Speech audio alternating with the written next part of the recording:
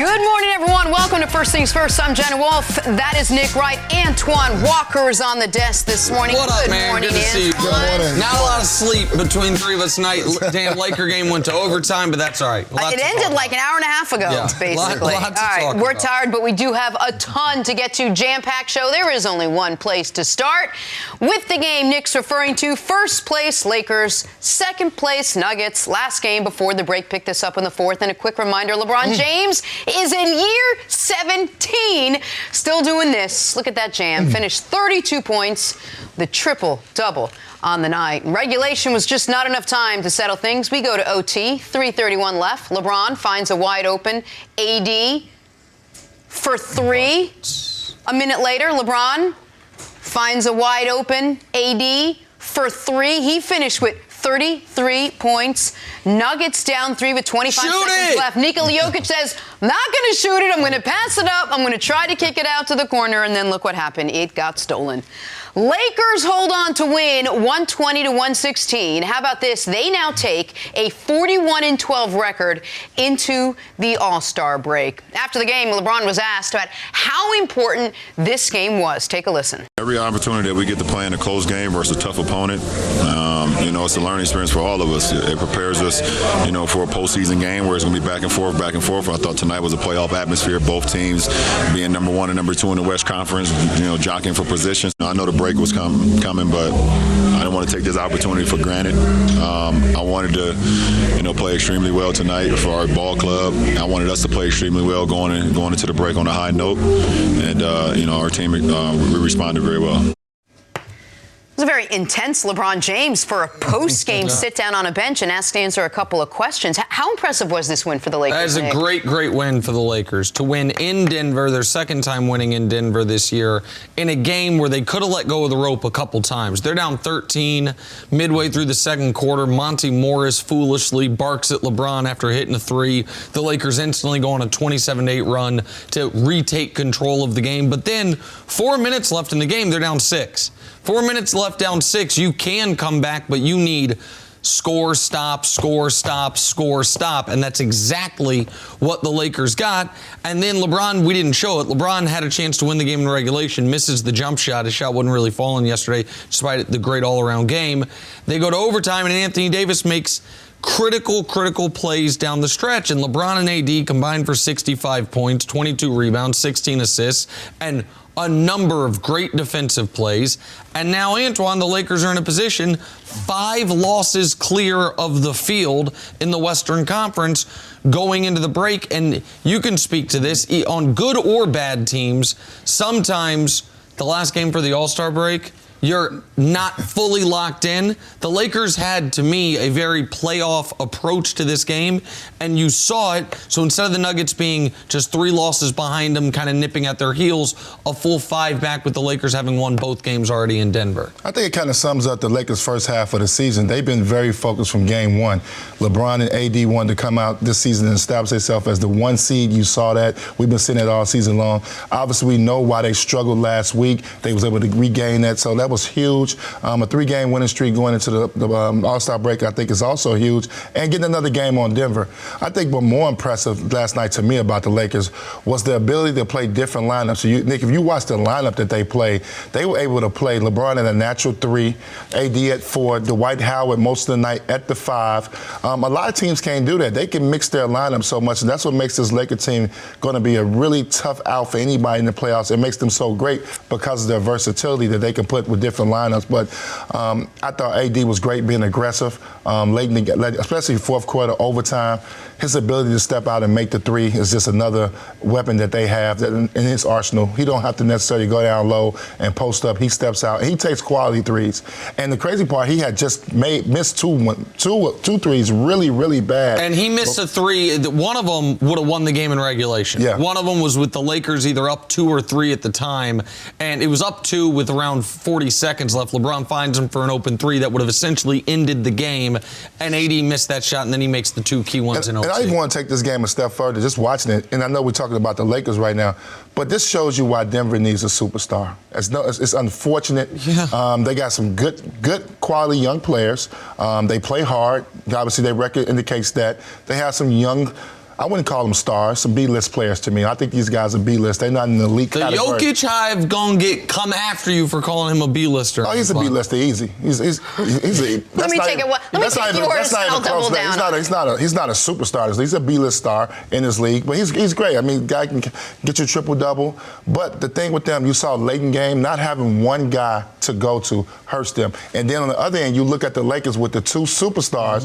LeBron didn't have it going there late. You can go to AD. And that's what happened to the Denver Nuggets and why they wasn't able to close this game out, because they don't have that A-list star. And maybe one day Jamal Murray could be, because Jamal Murray's got the mentality for it. I wouldn't bet on it. My point is Jamal Murray wasn't scared down the stretch. I mean, Jokic got eaten alive by Dwight all night long. Dwight was sensational in this basketball game, bullying Nikola Jokic, getting offensive rebounds, and then I yelled during Jenna's highlight, but you're down 3. Jokic actually, over the last couple of years, has been very good in the final seconds of regulation at hitting big shots. To not take this shot here, I mean, come on, man. He said afterwards he knew he should have shot that ball. He said, I had it, I should have taken the shot. But Jenna, when you're a star, you don't think twice about that. You want that shot. That should be instinctive. It's already there. And it's not a knock on him as a player. He's a great player. He's an all-star in this league.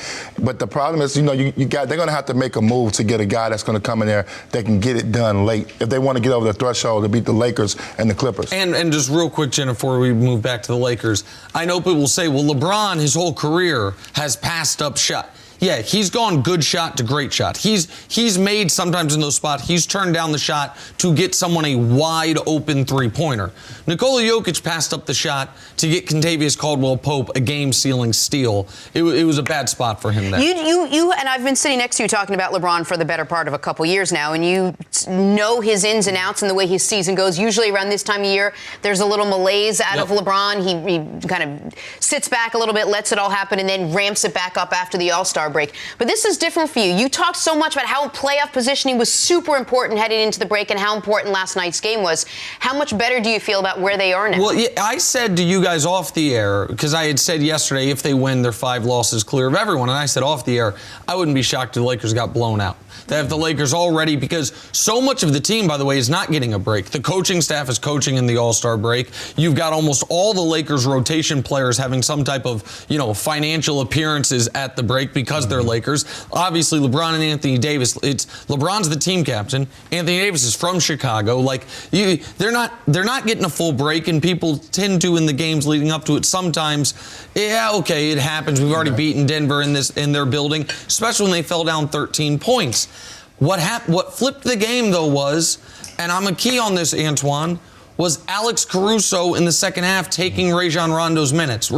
Rondo's a problem for the Lakers. It is my one first half adjustment that I think the coaching staff needs to make is those Rondo minutes need to start going more and more to Caruso, because the 4 best players on the Lakers yesterday were LeBron, Anthony Davis, and then Dwight and Alex Caruso, 2 guys coming off the bench. I think you got to do it by committee. I think some games it could be Rondo. Look at the Phoenix game. Rondo gets 23. I think if he comes out, he's aggressive, he's making a couple shots, getting other guys involved, maybe you could play Rondo a little longer. I think that's going to be up to Frank Vogel and Jason Kidd to figure out who you're going to go with and who's the better matchup, and that's when the analytical part comes out. Yeah. When you go back and you start looking at numbers, this guy plays good against that team. But it's hard to just take Rondo completely out. I just think his basketball IQ is too good. Situations like last night where that was a playoff atmosphere, he's going to be good in those situations most of the time. He wasn't very good last night, but most of the time I like Rondo. I trust him. I think it's very hard for Frank Vogel to look at Rondo, being a veteran and being a champion, and then go with Alex Caruso. I think it's just hard for him. To steal a line from Lakers Film Room on Twitter, we have a name for people with incredibly high basketball IQs who can't play anymore. They're called coaches. And I just wonder if that's the role Rondo for the second half of the year is better suited for. He probably wants to be a coach. Yeah, exactly. Well, he can maybe transition. But ain't nothing wrong with getting one more ring and being a big part. Yeah, no, it's fine. A coach from the bench. TurboTax is here to help this tax season by making tax filing easier for you. They've made it their mission to give you all the tools and advice you need to get your taxes done with confidence, like making uploading your W-2 as easy as taking a picture. Just use your phone or tablet to simply snap a picture of your W-2, then watch your information appear in the right place in your tax return. You can be sure you're filing your taxes correctly while at the same time making sure you're getting the best possible refund. TurboTax. All people are tax people. So last night, LeBron and Anthony Davis led the Lakers to a crucial win over the Nuggets in their last game before the All-Star break. So the two All-Stars became the first pair of Laker teammates with 30 points and 10 boards in the same game since Kobe and Paul Gasol back in 2008. AD was recently asked who he believed to be the best player on the team right now. Take a listen to his answer. Are you the best player on the Lakers? I think I'm up there. I mean, I see there's things that this guy, LeBron, does. What is he, 35? 35. 35, year 17. It's unreal. And every time I mess with him, like, man, you getting old, man. Earlier this year, he had a dunk on a break, and it was like something so simple. And I told him, I was like, man, that's a 3. And so when he did the same dunk that Kobe did, Oh, yeah. I don't even know what he did. He came to me after the game. Reverse. Yeah, he came to me after the game and said, yeah, that was an 8.5, wasn't it? And I didn't know what he was talking about. He was like, early in the year, he told me I had a 3. He said, so next time I got a fast break, it was going. And I was like, all right, you getting there? He was like, yeah, I'm not old yet. And so, we joke about it. But the things, he does in year 17 at 35 still amazes me. So I'll give it to him right now. Anton, I'm going to ask you the same question that Dave asked AD. Who is the best player on the Lakers, LeBron or AD? Nick, don't get mad, but I believe right now, in this day and age, I believe that AD is the best player on the team. I think what AD is able to do on both ends of the floor separates himself a little bit. I think LeBron is not, if it's a big situation, he'll play defense. So I think he's left the defensive end alone. When you think about some of the things LeBron, if he'll run down a block every now and then. But what AD brings for them defensively as well as offensively, we saw that last night too. And then I also got to take another shot too. I like the fact that AD makes his free throws too late. So I think you can go to him. I think late game, this is the first time I think in LeBron's career that if I'm drawing up a late play, I know LeBron took the shot last night, but I may go to AD because he can give me maybe a little bit more versatility because he can get all the way to the basket and get fouled and not be afraid to get fouled. Not saying LeBron will be afraid to get fouled, but I know he can get there and make the free throws. So he adds a little bit more components to his game right now than LeBron. And we know LeBron's a great triple-double threat in every night, but both ends of the floor and being dominant and can dominate both ends of the floor, I got to go with AD. So the free throw thing, no one can argue. And LeBron wouldn't argue it. It's frustrating. It's confusing. He was never a great free throw shooter, but it's the last 3 years he's become a liability at the free throw line, and it's inexplicable. So, and it does seem to affect some of his very late game decision making. So that's a fair critique. And as far as the defensive end, I think you are discounting how good LeBron's been defensively throughout this season. But Anthony Davis is right now the Defensive Player of the Year. Giannis maybe should sweep all the awards, but Anthony Davis certainly top 3 Defensive Player of the Year, and I think probably would be the Vegas favorite to win it right now. Here's why I disagree with you, though. It is actually in that clip, you got a little window into it. He talks about how earlier in the year that he said to LeBron that was a 3. And months later, LeBron does the Kobe dunk and says to him, that was an 8.5. And Anthony Davis didn't even know what he was talking about. And he had to remind him, no, months ago you said, and that's where LeBron's still the best player in basketball. His body is not atrophied enough. He's not the athlete he once was, but he's still top 7, 8 athlete in the league. and his mind is so much sharper than everyone else's. The photographic memory, the understanding of who needs a shot when, who is going to be open in what spot, what guy do I need to make sure gets a look so he gives me what he needs to give me on the defensive end. He is an offense unto himself. It's why, as great as Anthony Davis is, when he's on the court this year without LeBron, the Lakers get outscored. The Lakers have a negative point differential. Now, part of that's because the Lakers haven't built the team with another competent regular ball handler, but it's also because LeBron is doing part of everyone's job for them on the offensive end. He's the only player in basketball you can say that about right now. And when we talk about what would this team look like with just one of these guys, they wouldn't be a championship contender without both of them. We know that. But I think LeBron, with this roster, without Anthony Davis, would have this team similarly to how he had it last year prior to the injury in the playoff picture. I don't know that given Anthony's history in New Orleans, I don't know that we can assign him the same benefit of the doubt. So even though while one day I think, and that day might be next year or the year after, Anthony Davis will surpass him, I think right now LeBron's still the best player in the whole league, with the only person contending for him being Giannis.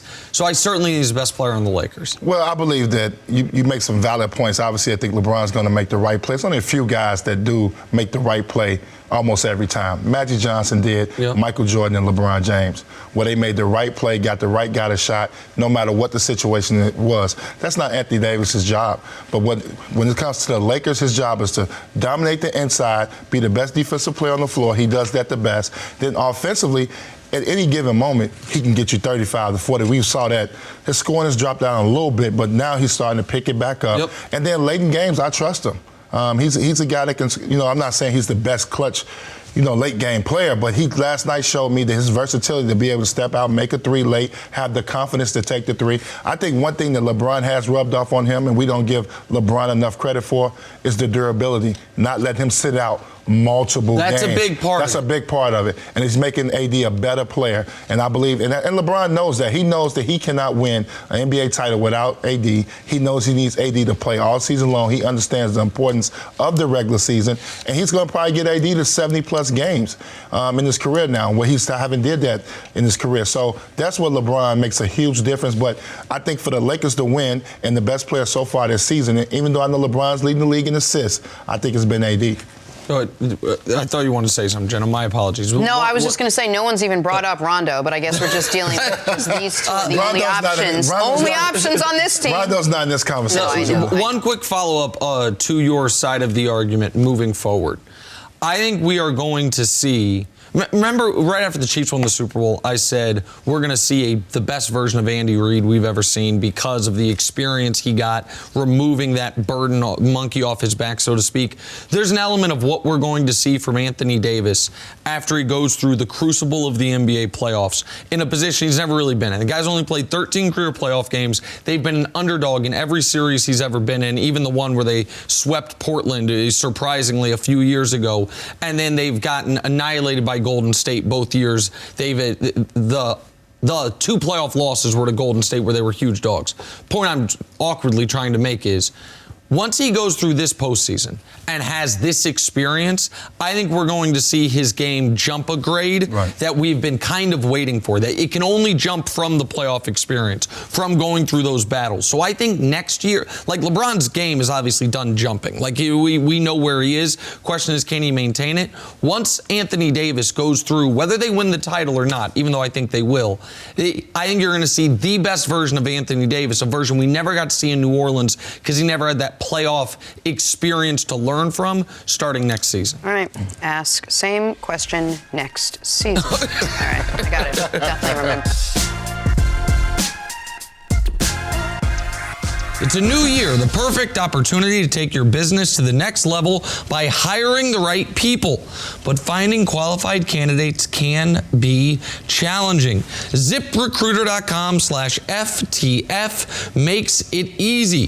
ZipRecruiter sends your job to over 100 of the web's leading job boards, but they don't stop there.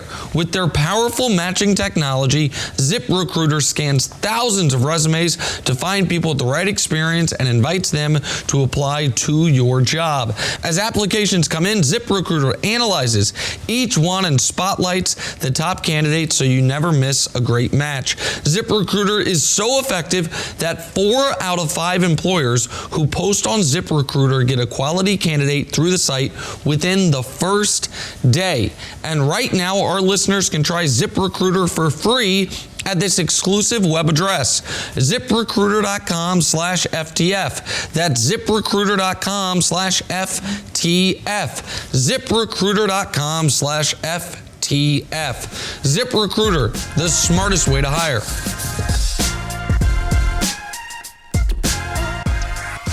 All right, moving on. As Tom Brady awaits free agency, he continues to train and focus as if it's just a regular offseason. Newsflash, not a regular offseason, Brady. According to a report, he and the Patriots have yet to engage in any contract talks at all. Nick, does it surprise you the Pats haven't approached Tom Brady yet? No, listen, the Patriots missed their window here. Not to keep Tom, but to have Tom sign an extension prior to free agency. You're now he's reached the finish line. Now he just has to wait for the clock to expire, and he will get to visit other teams. He will get to see how other teams do things, have other coaches, have other owners woo him, have other teams put in front of him 3 years, $100 million. I think that contract might be out there for Tom Brady, even if the last year is more of a dummy year. The only way I believe, Canty, the New England Patriots prevent Tom Brady from reaching free agency is if they do what they could have done 9 months ago to prevent this from ever happening, which is not offer him a contract extension, offer him a multi-year contract extension with guarantees attached past the first year, so Tom Brady knows I'm not going to be back in this same position again next year. I don't think the Patriots are ready to do that. I think they more want the rest of the market to set the market for Tom Brady. And so, yeah, I don't expect that we're going to hear Tom Brady and the Patriots have agreed to a deal prior to free agency, because if that was going to happen, it would have happened prior to this past season. Well, if they don't agree to a deal before free agency starts, then there's a $13.5 million cap charge that hits because they amortized the signing bonus that they gave him on the last deal. So it's a situation, if they don't get something done, then Tom Brady's not coming back to New England, because you can't have $13.5 million on your cap and then turn around and pay him market value or pay him anything close to what other teams are going to be looking to offer him, because you only have $29 million in cap space to start with. So to me, this has got to heat up sooner rather than later, just because the New England Patriots have got to form a plan on how they're going to deal with their quarterback situation going into 2020. They need to know if Tom Brady's going to be around.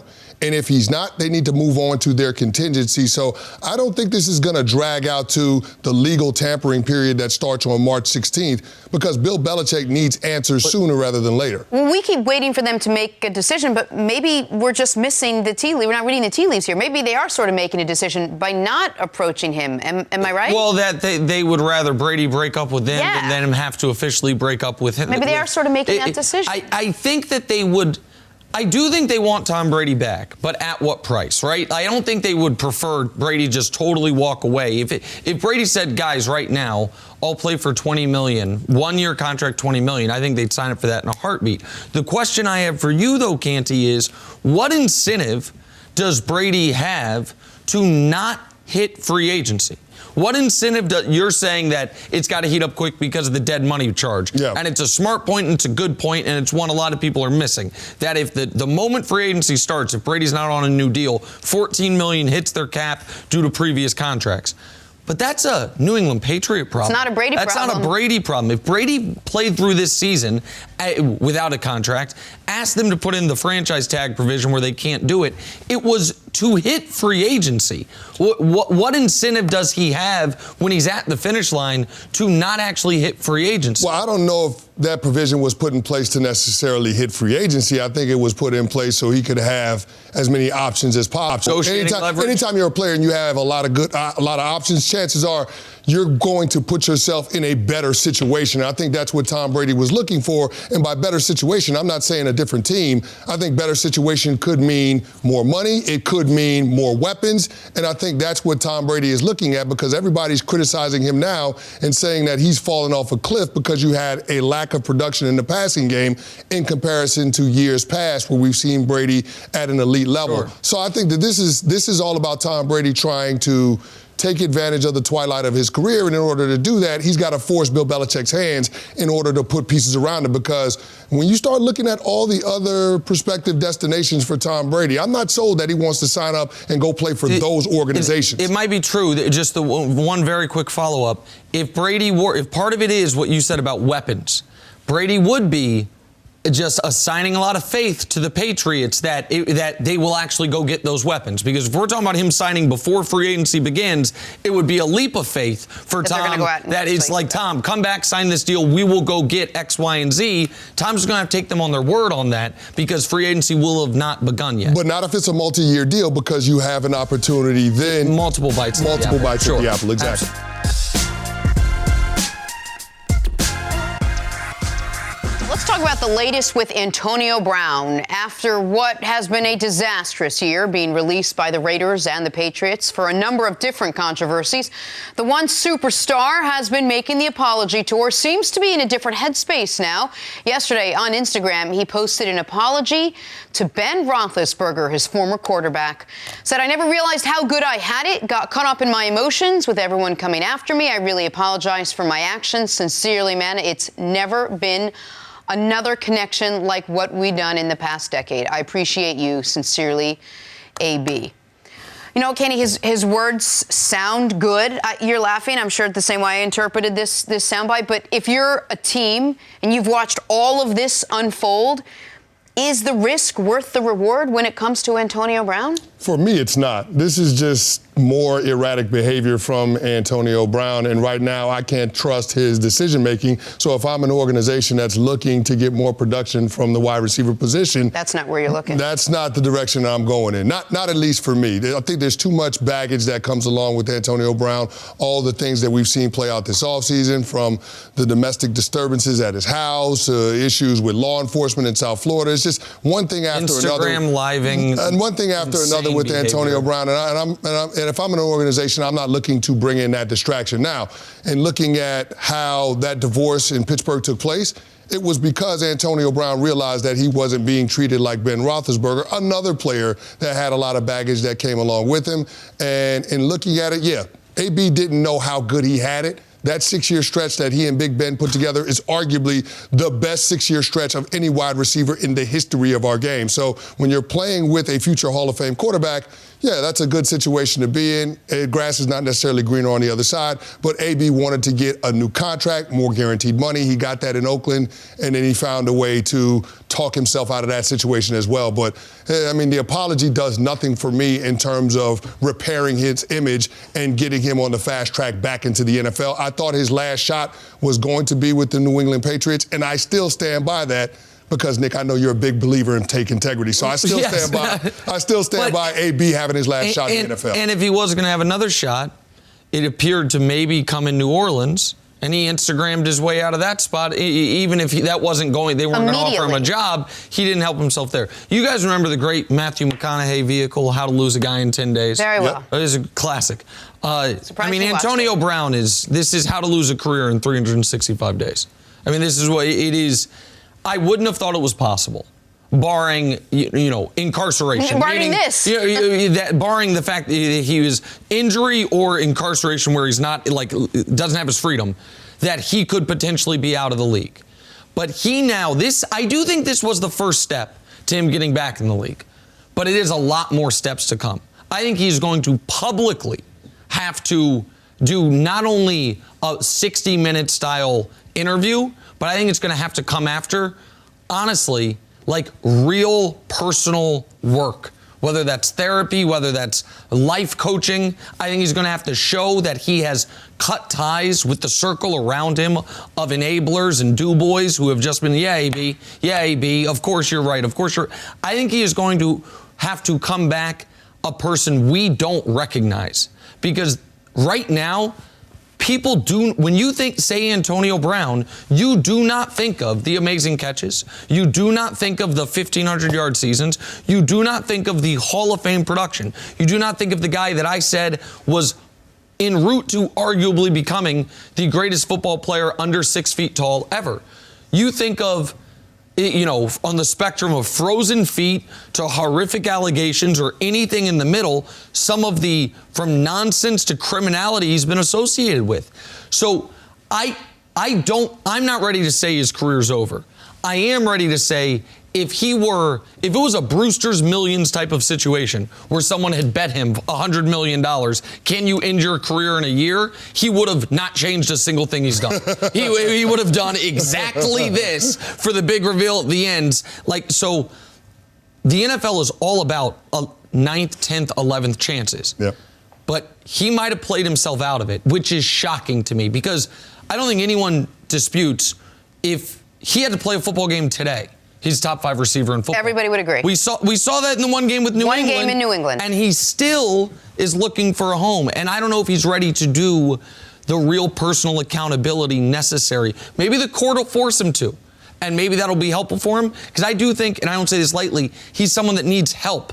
And I think that's the first step for him, or the second step. Because the words are the easy part. Let me just apologize to everyone. I'll get back on a team and everything's going to be okay again. You don't know if you're going to get the Antonio Brown of the last 12 months or the Antonio Brown of the last 2 weeks who's apologizing. We talked about what the teams would do. You were a player. Is it different when you look at a guy like Antonio Brown? Would you want a guy like that in your locker room? Or at this point, does it really only matter what he does on the field? Well, it just depends on where he's at mentally and emotionally. I think those are the things that you're looking at with Antonio Brown. The physical aspects of it have never been a question.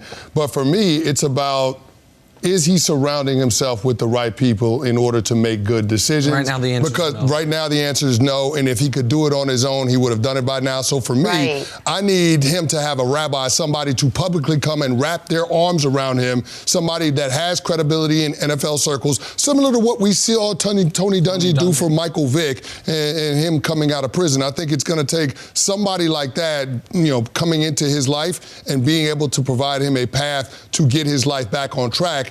And then his career becomes secondary. But for me, it's about seeing Antonio Brown make the necessary steps to make good life choices, because right now he's not doing it. I think it's going to have to be done by a judge. Honest to God. I think that court case he's dealing with right now, I think if they have some court-ordered personal work that he has to do to go along with community service, I think something that he has to do that is not his choice, that flips a switch for him, is his best hope. We talk about guys being enabled, guys sometimes being their own worst enemy or their talent. I think that has clearly happened with Antonio Brown. I do not think he will do it on his own, and I think he's got enough money that if and when he were to run out of money, it would be years down the road to where sometimes that's the moment where people realize I got to get my act together. By then his career would be over. I think because the people around him are too often, it would appear from reports, financially dependent on him. So they are not looking him in the eye and saying, Antonio, you're blowing everything. You were homeless. You were a 6th-round pick, mid-major school, to a no-doubt Hall of Famer, and in 365 days, it's all gone. That has not been enough for realization for him. I think someone's going to have to make him realize it. I don't know if that person's there yet. It's such a sad situation for a guy who has so much talent on the field.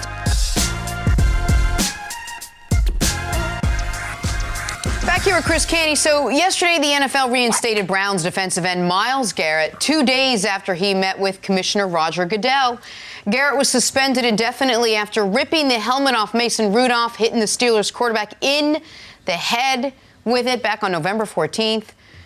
Then he missed the last 6 games of the season as a result. Nick, what was your reaction to Myles Garrett getting reinstated? I know the NFL didn't say it, but we knew he was getting reinstated. This was never, to me, an indefinite suspension. This was a 6-game suspension. They didn't expect the Browns to make the playoffs. The Browns were a huge long shot at that point to make the playoffs.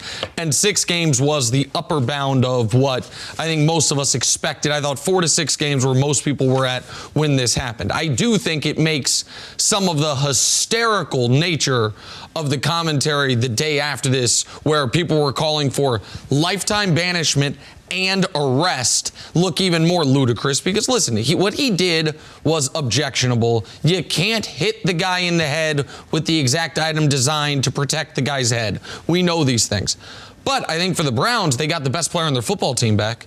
And I think for the Browns, this helps them totally turn the page, Canty. New head coach, Myles Garrett back. They're welcoming him back with open arms. It seems like they have I don't want to say no hard feelings, but they don't look at this as anything other than an outlier event for a guy whose whole career has been an upstanding citizen on and off the field, really. Mm-hmm. And now they can try to have the 2020 season be what many of us, at least myself, expected the 2019 season to be. Yeah, and it's not just the Browns turning the page on this. The NFL gets to turn the page on this, too, and they don't have to keep showing the replays of something that happens to be one of the most objectionable things, to use one of your words, that we've seen in the past several seasons. So I think this is the NFL putting this to bed, and it absolutely makes sense. I think the discipline was appropriate. And listening to everybody's because this news actually broke when I was on the air yesterday doing my radio show, shameless plug, Humpty Candy 98.7 FM here in New York. Plug that baby. Yeah, absolutely. But in listening to everybody's take, I thought Louis Riddick probably had the best take when it comes to the process that the NFL goes through to actually form this type of discipline. He called it a subjective, formless process. And whatever decision that they come to as far as discipline goes, and I think that's probably the issue that a lot of folks have with the NFL. It seems like they arbitrarily go about this. They stick their finger in the air and see which way the wind is blowing, and then they roll with that, and then they hide behind calling it an indefinite suspension. I think that we all knew that it wasn't going to go beyond the 2019 season, so it's good to see Myles Garrett get reinstated. I'm happy for the player. But as far as what the NFL did, I think it's one of those things where it's like, okay, now this is the precedent for something of this nature taking place on the field, and they have to be a little bit concerned about it because I don't know if it was a strong enough deterrent to keep guys from doing this in the future. I mean, this is, I know it can be dangerous to cross sports, but this is the equivalent of a 30-game basketball suspension, a 60-game baseball suspension. I mean, there's so few NFL games. It cost him a ton of money. Had the Browns somehow made the playoffs, he would have missed out on that. And I'll say one other thing that I think it won't apply to Myles, but could apply to a different player. This also, in theory, voids the guarantees in his contract moving forward. Almost all these players that now have suspension guarantees get voided upon suspension.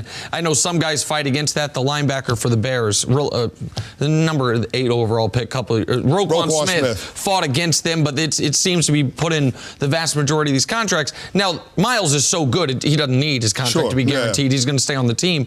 I think this is plenty of a deterrent. Like, you could miss, upwards of half a season for an act like this. And I'm not trying, by the way, to minimize what he did. I just thought the day after, I almost felt like I was defending him because the instant commentary was, will he ever play football again? And should the Cleveland police have gotten involved? And I thought that was lunacy. And I think you agree with me on that. No, I completely agree with you on this one. You can't divorce the consequences in the outcome of the situation. Mason Rudolph didn't suffer a concussion. Mm-hmm. It wasn't a situation where he was unavailable for his team. Didn't slice his head open. Exactly. So, I understand why the NFL landed where they landed. And Mason Rudolph is not blameless in all of this either. He was a bit of an antagonist with this incident because he did nothing to de-escalate it as well as Myles Garrett. But in looking at it, I do worry about the NFL having to deal with something on the field of this nature in the future, just because I don't think it was a particularly strong message.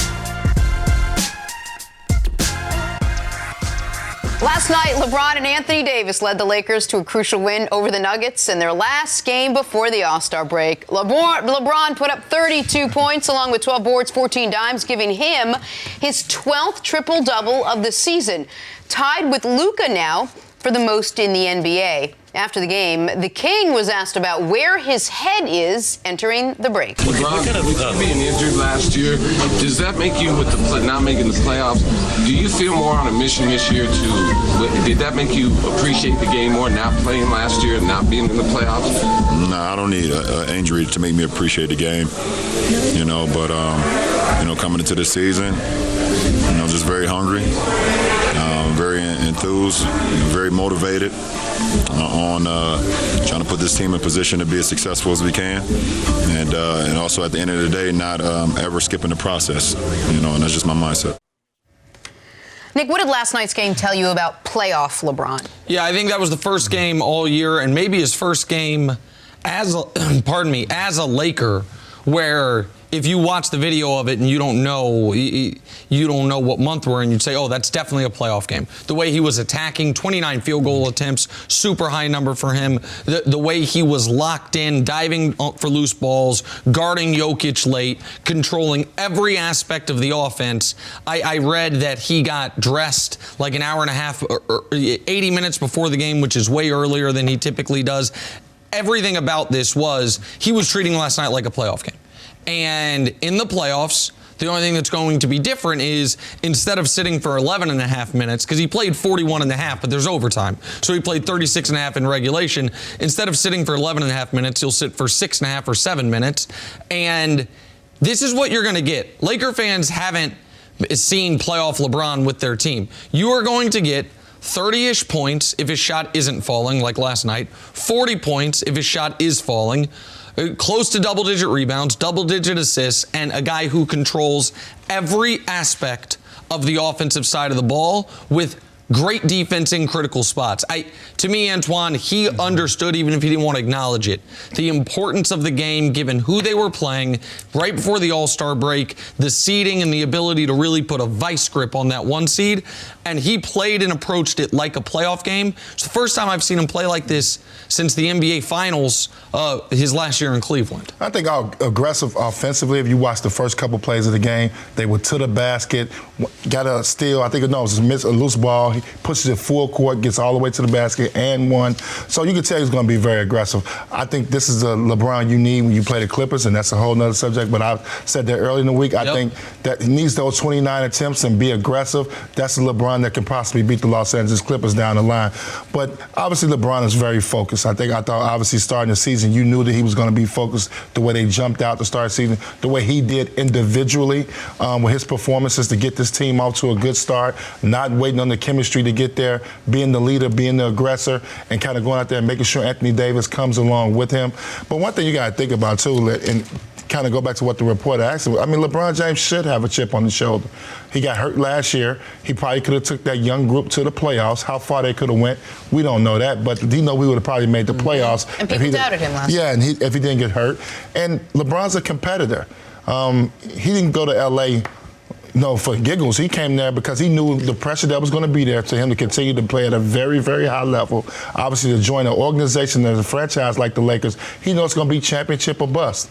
And he put that type of pressure on himself. So he's going to be focused. He knows he has a great young star next to him that can get it done with him night in, night out. That's why he wanted Anthony Davis. And he knows he's got to lead this group. And he's doing that every night by playing, first of all, not taking any nights off. And last night was an example. He's probably looking at the schedule. And I'm pretty sure, I'm not in the locker room or I'm not LeBron, but I'm pretty sure it's certain games, certain situations that he wants to see where he's at, see where the team's at.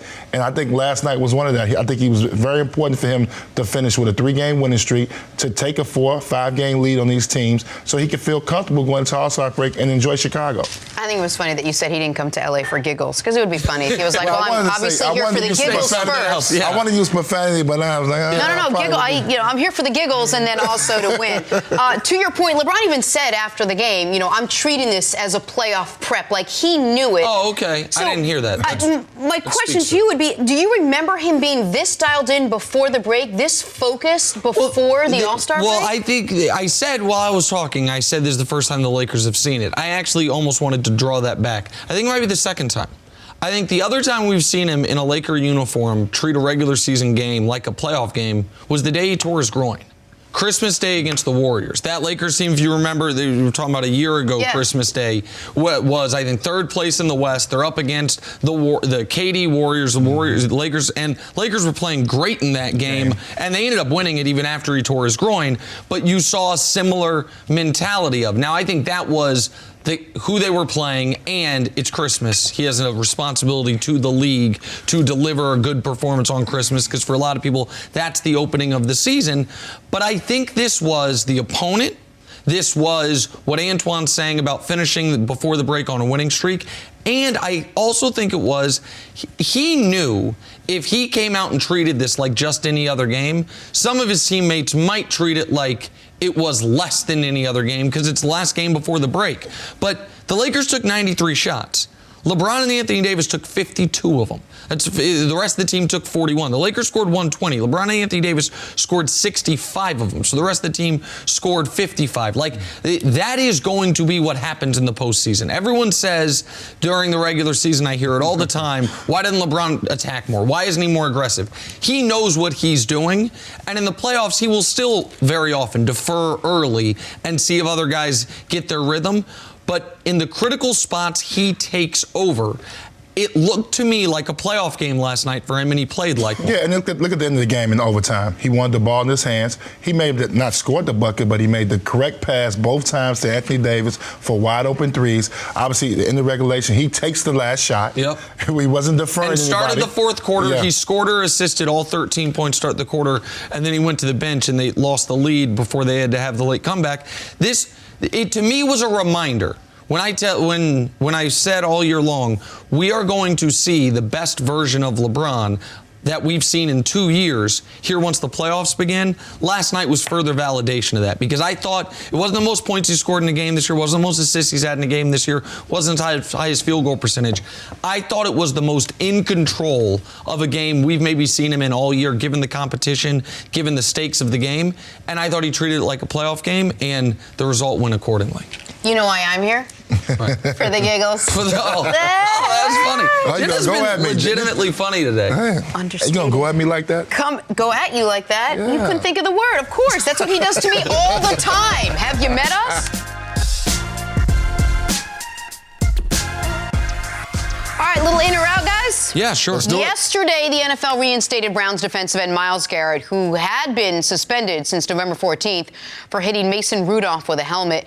Nick, you in or out on the Browns being a playoff team now that Garrett has been reinstated? Oh, I can't abandon them now. I'm in on the Browns. I think they're going to be the 6th team in the playoffs out of the AFC. Pardon me. I think they'll be a wild card team. I know it's way too early for these types of predictions, but I expect Baker to bounce back and have the type of season in 2020 that they're going to have in 2019. They'll obviously be better at head coach. Should get Myles Garrett for the full season. I'm in. Nick, I am out. As one of our former presidents said, fool me once, shame on you. Fool me twice, can't get fooled again. Yeah, exactly. But here's the thing. I picked the Browns to be in the playoffs last year just based on the talent, and we recognize that talent alone is not going to get you there. Players win games, but organizations compete for championships. The Browns organizationally have a lot of show and prove for me. Kenny, I'm with you.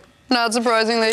New report says the Dallas Cowboys are prepared to offer Dak a deal with at least 6 years and use that franchise tag on Amari Cooper. Amari had the 8th most receiving yards this past season. Kenny, you in or out on Dallas using the tag on Amari instead of Dak? I am in on them using the tag just because I think it's a much lower number than using it on Dak Prescott. I think it gives you more options, but it starts with getting that deal with Dak Prescott done because you can amortize the money, the signing bonus into future years.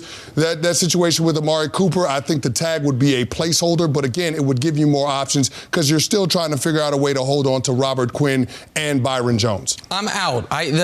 The Cowboys franchise tag has to be saved for Dak Prescott because they cannot pay him $38 million a year. It will be a mistake. I will say that until this contract gets done. I know I sound like a broken record. It's because they would be nuts to pay the 9th or 10th best quarterback in football like he's the best or second best quarterback in football. So if that's what he wants, you got to franchise tag him. So you can't use it on Amari, so it's a little convoluted, but that's why I'm out. All right, moving on. Jameis Winston has reportedly gotten Lasix surgery. Oh, I love this story. At the end of the season, Bucs head coach Bruce Arians said, quote, he can't read the scoreboard, but he can see the guys in front of him. Maybe the improved vision will help cut down the turnovers. Nick, you in or out on Jameis taking a step forward after getting Lasix? I'm in. I'm absolutely in on, to steal a line from someone funnier than me on Twitter, We just saw 30 for 30 Jameis Winston. What is 2020 Jameis Winston going to look like? He finally can see. If all along, I would have thought it wasn't that he needed Lasix surgery. I would have thought he was colorblind, though it's sometimes the way he plays. But either way, I really think he maybe just has an eye problem. He obviously has a ton of arm talent. I'm in. I'm absolutely in on Jameis this fixing him. I am in as well. Yeah. It kind of reminds you of the movie Major League with Wild Thing gets the glasses and throws them on, and all of a sudden he's got better control. Strikes. Maybe Jameis Winston can control some of these turnovers and not throwing the ball to the other team. So, Jenna, Nick, I am in on Jameis getting Lasix and being a better quarterback. Can you imagine if all of a sudden he stops throwing picks and it's because he couldn't see? This whole time. It's just because he couldn't see. It's awesome. I'm just rooting for it. NFL analyst Bucky Brooks released his top 5 NFL draft prospects by position yesterday, and he has Tua as the top quarterback ahead of Heisman winner Joe Burrow. Kenny, you went around on Tua actually being the best QB in the 2020 draft. Jenna, I am out. The best ability is availability. And the one thing about Tua, he is injury prone, so that has to be a concern. I mean, he's got the hip, but he also had surgery on both ankles. So you have to be worried about it. And looking at Joe Burrow, I think that he's a slight drop off in talent, but you see an incredible amount of production in that 1 year as a starter at LSU. So, I mean, if I'm the evaluator and I'm taking a choice between the two quarterbacks, I would go with Joe Burrow because he's a cleaner prospect than Tua Tagovailoa. I totally understand the concern about the health, but I'm still in because I think Tua's ceiling is the highest of any of these quarterbacks. I don't mean to be hard on Joe Burrow, and I actually spent some time with Joe Burrow the day before the Super Bowl. Said he's a big fan of the show, so I feel badly. But I do have the one-year wonder concern with Joe Burrow, and I also have the concern about what does he do at an elite level. I know his accuracy numbers were off the charts, but I feel like Tua's got the more arm talent and the longer history of success. The injuries are a concern. I'm still in on Tua because I think getting over the injuries, he can be a superstar in this league.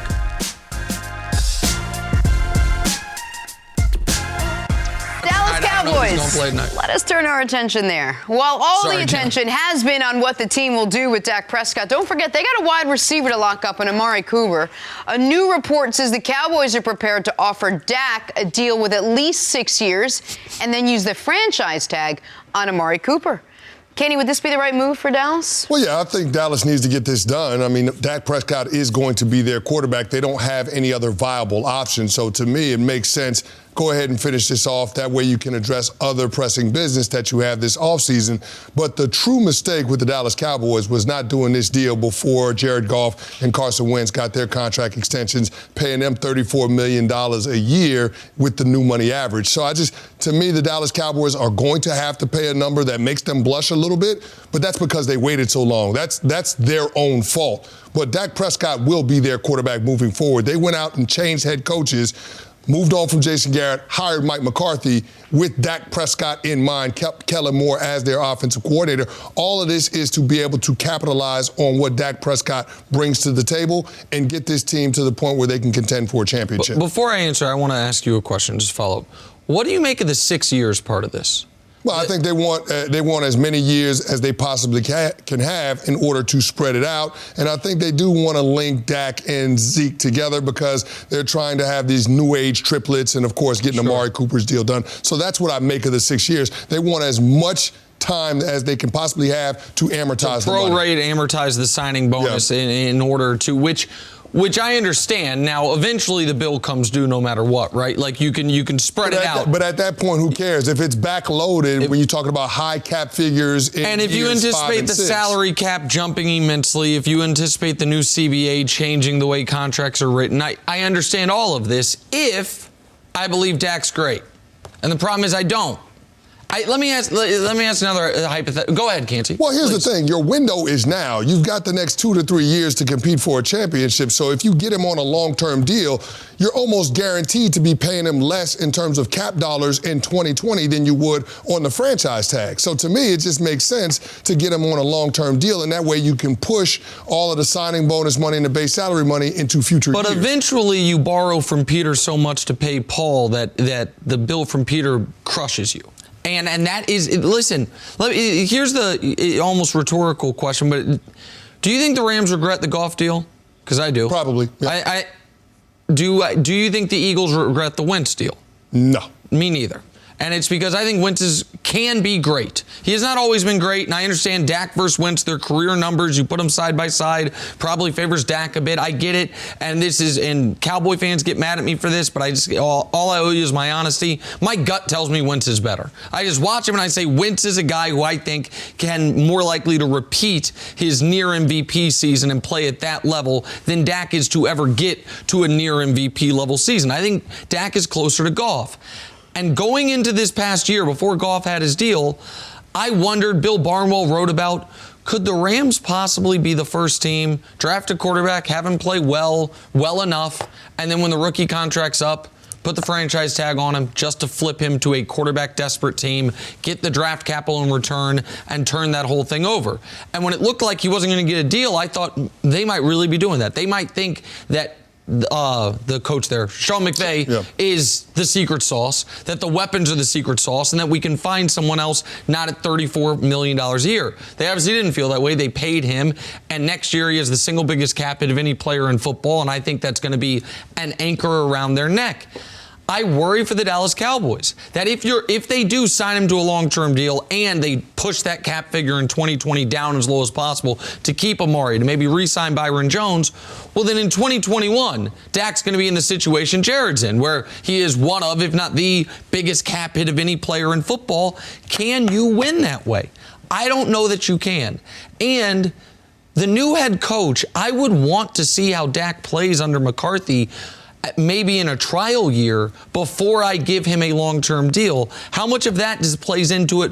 What if Dak can't do McCarthy's offense? What if McCarthy gets Dak and says, man, we can do better at quarterback than this, but you've signed him to a half-decade-long contract extension? I don't think that even matters. I don't think Jerry Jones hires Mike McCarthy if Mike McCarthy's not sold on Dak Prescott and can't get the very best version of him. Because, I mean, when he's going through this interview process, he's like, okay, who's going to be the guy that can help my team get over the hump? And with the assumption that comes along with that, getting the best version of number 4. I just feel like if Jerry Jones wasn't sold on Dak Prescott, then it wouldn't be a situation where we're here now talking about whether or not they're going to tag him or extend him. I think that they've already made up in their mind that Dak is their quarterback moving forward. Now it's just a matter of trying to fit all of the players that you need to support him under the salary cap. I don't know if they've already decided that. If they already decided that, they would have made this deal a long time. If Dak is their guy, sure shot, they would have somehow found a way to come to an agreement. But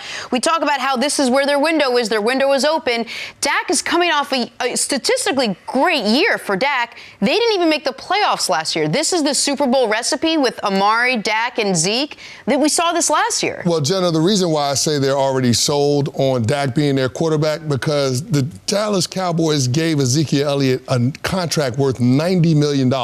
You don't give a running back a contract worth that amount of money if you don't think your team is a championship contender, and your team is not a championship contender without a quarterback. So I think that's why I believe that Jerry and Steven know that they're going to have to rely on Dak in this window of 2 to 3 years that they have in order to get a Lombardi trophy. I guess my point is the 2-year window can be 2 franchise tags if you really want it to be. Now, you're right that you got to swallow that medicine. You got to take that cap hit all at once, but at least once you want to then move on from him, if you do, it is clean. Now, you would never do that if you are certain he is your guy long term. To answer your question directly, Jenna, I think one of the reasons they could be sold on him but not have the deal done is if he is asking for 40. Man, he was asked, are you worth $40 million? And he said, I'd write that check. Yeah, I mean, he didn't exactly knock that down. And they're going to put all of last year's failures, fairly or unfairly, at the feet of Jason Garrett. Mm-hmm. They're going to say, we do have the pieces. We had everything right. Look at our numbers, 25 points per game, 400 yards per game, number 6 in the NFL in scoring margin. The problem was the coach. And maybe the problem just was the coach. I have some skepticism on that, even though I think it was time to move on from Jason Garrett. But that's how they can say, let's do it all over again and expect different results, because they brought in a Super Bowl champion head coach to replace Jason Garrett. The one thing I will say is if you're going to franchise tag him, then you're not going to have as much talent around him. And if you're talking about a quarterback that you think is limited, that doesn't really make a whole lot of sense either. Thank you for listening to the First Things First podcast. Remember, leave us a review and tell us what you think. Subscribe to the podcast on Apple Podcasts and catch us on FS1 Monday through Friday, 6:30 a.m. Eastern.